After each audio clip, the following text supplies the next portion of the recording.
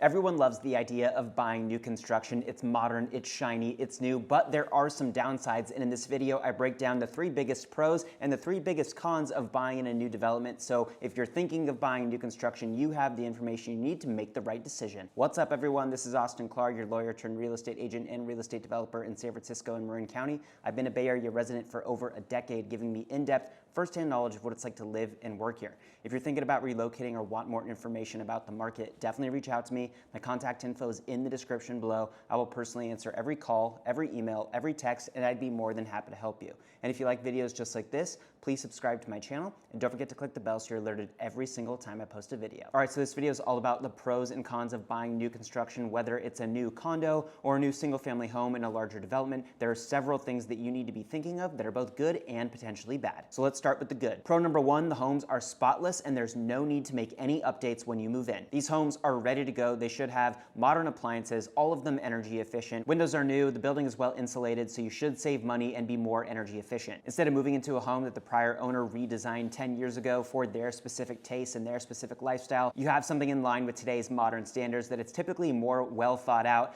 more intentionally designed for the average consumer compared to the specific intent and design of a prior homeowner. And many of these new developments, especially in the luxury space in San Francisco, for example, are built by very well-known builders, very high profile, high-end architects and designers. And a lot of the new condo buildings have awesome amenities, rooftops, gyms, lounges, catering kitchens, dining rooms, pools, you name it, most of them have them. Pro number 2 is that maintenance costs on new construction homes are typically lower. You don't need to worry about your roof aging too quickly after you move in, or your roof leaking, or your windows leaking, or the heating not working during the winter. And typically new construction buildings are covered by builder's warranty, and a lot of the appliances are still within their manufacturer's warranty life. So if anything does go wrong, you do have recourse and hopefully minimize your out-of-pocket expense. Whereas if you bought an old home, especially one that was, well over 10 years old, like some in San Francisco and Marin that are 100 years old, you're probably going to have to come out of pocket unless you have some other homeowner's warranty or your insurance happens to cover the issue. And pro number 3, I think is the most important in today's higher interest rate,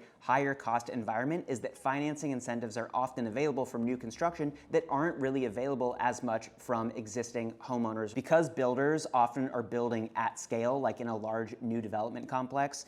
They're building hundreds of homes potentially, so they have a larger profit margin built in than the average seller of, say, 1 unit. And because of that margin that they have built in, they've been able to offer incentives to, for example, buy down a buyer's mortgage rate or offer cash to cover closing costs at the closing table so that buyers either have a lower monthly payment in perpetuity or for a temporary period of time, or have to come out of pocket less money to get to closing. And that is huge right now, where interest rates are, as I'm filming this video, close to 7%, and home values are, by many indices at record all-time highs. In fact, there are several new construction condo developments in the city of San Francisco right now that are offering incentives that can buy down buyers' mortgage rates into the 5s and even lower than that. So if you're buying in one of those developments today and taking advantage of one of those incentives, you would get a rate that is a couple percentage points lower potentially than the average rate if you were to go out there and just buy an existing condo or an existing single family home. Now for the cons. Con number 1 is that new construction tends to cost more on average than existing homes, and you have less of an ability to negotiate, especially in large development complexes. The higher cost part makes sense. New builds have all of the bells and whistles of modern construction, newer windows, newer electrical, newer light fixtures, newer appliances, newer floors. So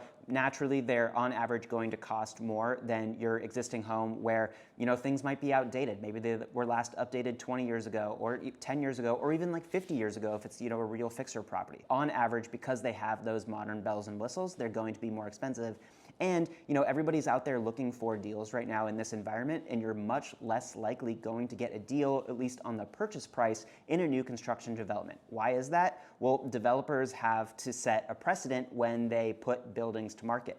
If they have a 100-unit condo complex, and let's say there are 20, 2-bedroom units in the building, if they put one of those 2 bedrooms on the market and it sells at a discount, then they're setting a bad precedent for the entire rest of their development, at least for similar units. So you're unlikely going to get a developer who's willing to budge a lot on price because it's going to hurt their overall development as a result. Whereas if you're just buying from a prior owner and it's just one unit, they don't care about the precedent that it's setting. They want to get the deal done. So you're much less likely going to get a deal, at least on the purchase price, if you're buying from a developer. But as I mentioned, one of the pros is that you might get some sort of financial incentive in the form of a rate buy down, closing cost credit, or some other credit. Con number 2 is that new construction developments, especially these luxury condo high-rises that you see in San Francisco, are going to have higher HOA fees because they come with a lot of amenities like the gyms and pools and lobbies with attended doormen and all these other amenities that you may not find in an older condo building, like let's say a house that was converted into 2 units.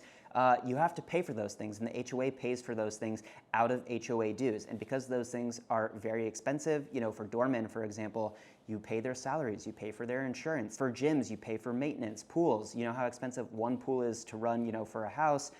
Pools in these amenity buildings are often larger than what you would find in a home, and so they're very expensive to maintain. So as a result of that, HOA dues for these new construction buildings, especially amenity buildings, tend to be higher. Another reason why they tend to be higher is that when new condo developments or new single-family home developments even first open, the HOA needs to build up their cash reserves to cover emergency issues that come up, and when they first open up, they don't have any reserves unless they are self-funded by the developer. So oftentimes what you see is that HOAs during the first few years of inception, they're higher than they might be, say, 5 to 10 years down the line because the HOA is trying to build up those cash reserves. And con number 3 of buying into new construction is that the homeowners associations there and the boards of directors there are new. The building is new. So they haven't worked out a lot of the administrative issues that might come up. There might be issues that they don't even know about that they're going to face in the future and have to figure out kind of on the fly because it's the first time that they're dealing with them. So oftentimes new HOAs tend to be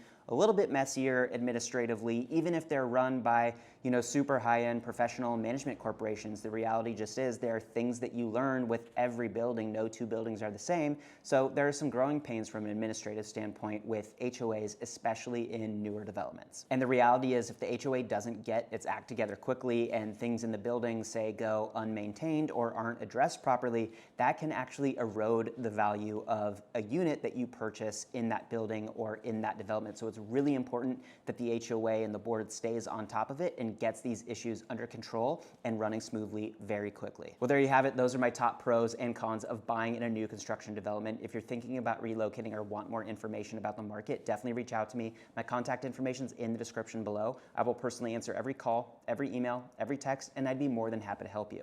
And if you like videos just like this, please subscribe to my channel and don't forget to click the bell so you're alerted every single time I post a video.